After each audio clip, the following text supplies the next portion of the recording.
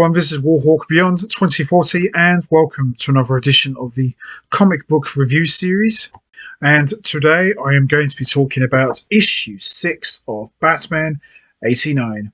So this is the final issue of the Batman 89 miniseries, and in my honest opinion, it's been quite good. I really enjoyed it a lot, and in a way it's kind of cool that we've actually got these comic books, because it's nice to see what could have been, you know, the third Batman movie if Tim Burton had stuck around and actually got to make, you know, a trilogy of this universe. And it's really good. We've got to see the debut of Robin. We've got to see what Billy D. Williams could have looked like as Two-Face. You know, we've seen the return of Catwoman. It's got it all. You know, I've really enjoyed this miniseries a lot, but it's a shame that, you know, it's only ended at 6 issues. But I think in a way it's good, because you don't really want to drag it out for like 10 or 12 issues and it gets stale. So I think 6 is a good number to go out on, and you know, I loved it. I've really enjoyed it a lot. So let's have a look at what goes on here in the final part of issue 6 of Batman 89. So as you'll remember, Jim Gordon got shot at the end, and there's a brilliant shot there of Harvey Dent and Two-Face. So as I said, this pretty much picks up where we left off from the end of issue 5. So look at that. Unbelievable. Great stuff here. So Batman is more or less trying to help Harvey here, and this is pretty much the climax here. You know, so we got the explosion going on here, and you can see this is interesting. Harvey Dent finally learning the truth about Batman being Bruce Wayne, which was something that we as fans always imagined. You know, what would have happened if Two-Face ever learned the truth that, you know, Batman and Bruce Wayne were the same guy. And we've even got here Robin and Catwoman working together, reluctantly, by the way. So some pretty horrific stuff going on here. And listen to this. This is quite a good part here. It goes, you know him? You know who he is? Of course I do. And I know who you are, Drake. So it's more or less confirming here that Catwoman knows that Bruce Wayne and Drake are Batman and Robin. So it's quite cool here. I like how they've just taken Bruce to the Batcave. So even though Catwoman's a villain, you know, she still cares for Bruce in her own bizarre way. Look at that. Wow. So we see a bit of a emotional moment between Selina and Bruce. Here's a good question here that Bruce asks Selina, do you ever want to be normal? That's quite a good question, actually. And Drake sees the news here, as you can see. It just pretty much says, they found your friend in the tunnel. TV lady says nobody realised he was missing. So, yeah, it's good stuff here. Very interesting costume for Catwoman. The way she's like standing there next to Alfred. So, as you can see, Harvey Dent has survived the explosion. So he's more or less taken over the mob here. And as you can see, he actually takes out Falcone. Wow, didn't expect that, really.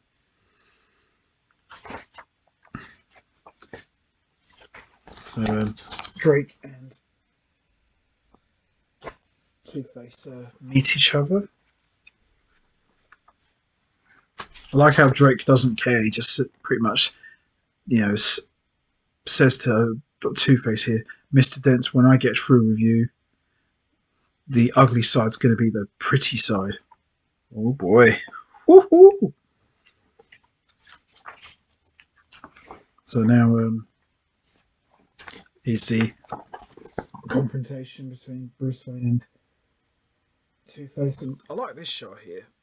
See, this shot here, we should have got something like that in the first Batman film, at least, or even in the second one, just to establish that Bruce Wayne and Harvey Dent, know each other, in establishing the relationship between Batman and Harvey Dent as well. We should have got that. Very surprised we didn't get that. These two together. And it's quite a good scene. He goes, "You were working with Batman all along to take down the mob, the dirty politicians. They burned your face off when you got too close, but you never gave up." Cool. I love it. So he's like, what could have been, really? As you can see here, Harvey Dent gets his face fixed. And Bruce is more or less telling him, let the coin decide. Come on, Harvey, be the guy you were always meant to be. So this is more or less happening in the Batcave. So all this is taking place in the Batcave. I believe that. I could never imagine Harvey Dent in the Batcave, and I think he more or less, like, look at that, it falls off here with a giant coin. Oh, this is good stuff here. Look at that. Look at that. That is amazing. I can actually imagine this playing out. Say, like, if we had got Batman Forever, I would imagine this would have been like something like this. This is really something here. And Harvey pretty much like falls to his death here. Yeah, he does. More or less does. Look at that. All thanks to Catwoman, really. And look at the way she behaves here. She says, "You and your Messiah complex. He was broken, Bruce. Too far gone for you to save." Bruce more or less says, "I thought I could save him. I thought I could save you." "You thought what? We're not the same, Selina. As much as I hoped we were, we're not the same. I'm not a killer." Are you sure about that, Bruce? I mean, Joker just said over there, "Hold my pack of cards." Oh, well. Well, as they say, it's not killing if you don't look. But I don't know really about that, Brucey, So she's getting ready to leave now. And this little line here, "You let her in?" And Alfred says, "You said I wasn't to intervene, sir. You didn't say." "Bad habit, Alfred." "Is that a cat's collar, sir?" "Mic'd. All this time the cat's been mic'd. She always knew just when to show up." So we get Drake and Ruth in the garage. Very similar scene to the garage scene in Batman Forever, with Val Kilmer and Chris O'Donnell. So we see that handshake.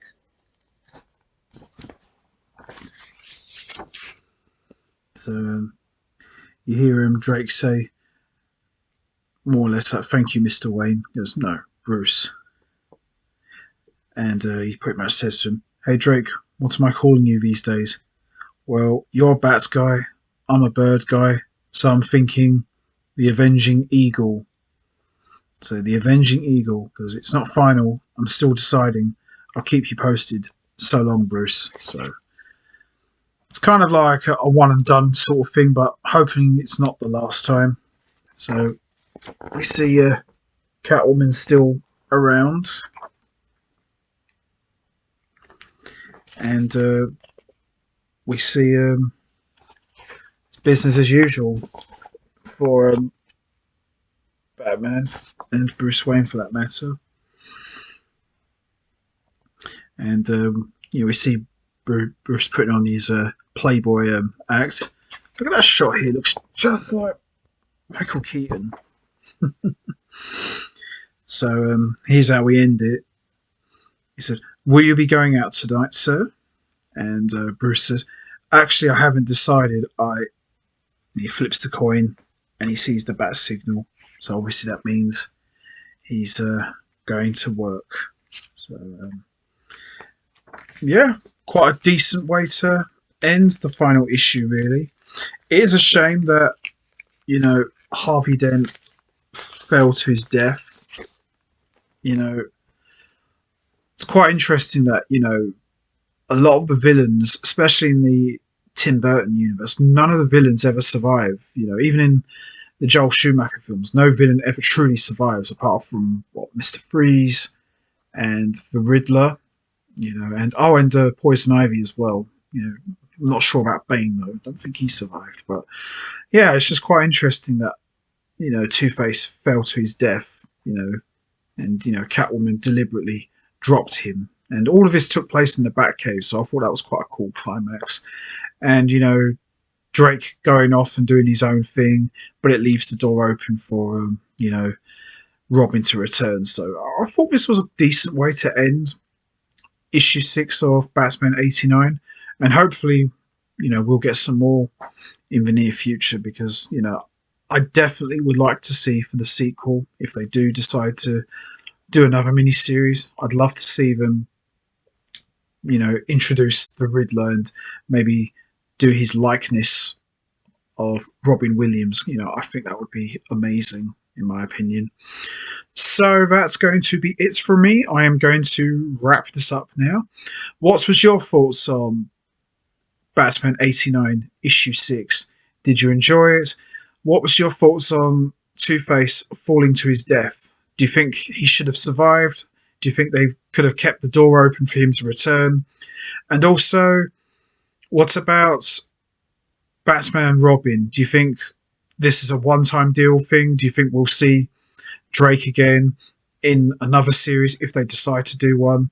And also, what about Catwoman? Do you think we've seen the last of her? And if so, do you think she could come back, or do you think that's it now? And also, for a sequel, if we did get a Batman 89 mini comic book series sequel, who would you like to see as the main villain? Would you like to see the Riddler? Would you like to see Mr. Freeze? Or would you like to see someone completely different who we have never seen before in this universe? You know what to do, guys. Hit the like button, hit the subscribe button, leave your thoughts and comments down below, and I will see all of you next time for another edition of the comic book review series. So until then, take care, everybody, and stay safe. And once again, as always, much appreciated. Thanks for listening.